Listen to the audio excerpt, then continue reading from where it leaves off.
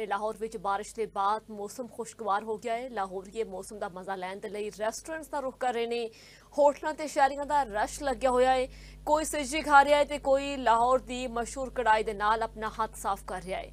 मज़ीद तफसीलात लई गल करते हैं अपने नुमाइंदे मलिक मुश्ताक दे नाल। जी मलिक मुश्ताक, अपडेट्स करो।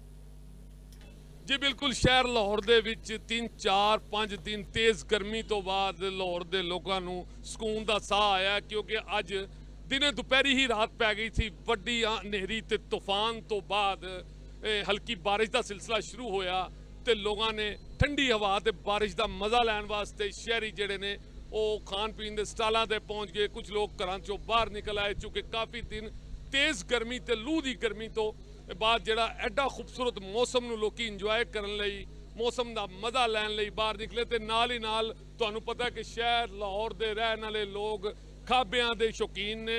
मौसम की तब्दीली दे नाल ही इन्हां ने खाबियां दी दुकानां दा भी रुख कर लिया ते अज जिहड़ा खाबा खाधा जा रहा सी गर्मी चों छड़ दिता ते दोबारा सर्दियां वाले खाने दोबारा अज एक दिन शुरू कर लिते गए ने। मेरे नाल कुछ शहरी मौजूद ने, इत्थे आए ने।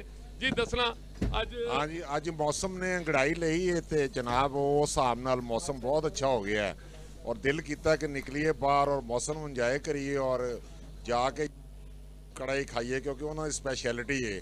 और एक घर वास्ते सज्जी भी लैके जाइए ताकि बच्चे भी इंजॉय करें। बहुत अच्छा है, इसलिए मौसम चलता पाया, हनेरी बारिश हल्की हल्की ड्रिजलिंग हो रही है और बड़ा इंजॉय कर रहे पे। ओवर टू आए हो जी अपने बच्चों के नाल? सर कढ़ाई खाधी बड़ा मजा आया जी। बिल्कुल, तुसी शहरियों की गुफ्तगू जानी। इन्हां दा कहना है कि खूबसूरत ते ठंडे ते सुहाने ते मिठे मौसम का मज़ा लैण लई शहरी बाहर निकले ने ते ना सिर्फ बाहर निकले ने, नाल ही नाल खाबे भी खा रहे ने।